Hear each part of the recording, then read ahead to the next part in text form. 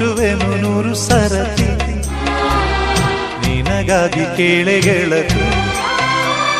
ವಿಧಿಯಿದ್ದು ನಿನ್ನ ಸವತಿ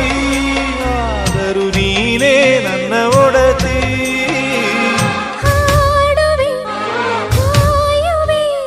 ಸೇರಿ ಸಾಯುವೆ ಆಗ ಬಂದನು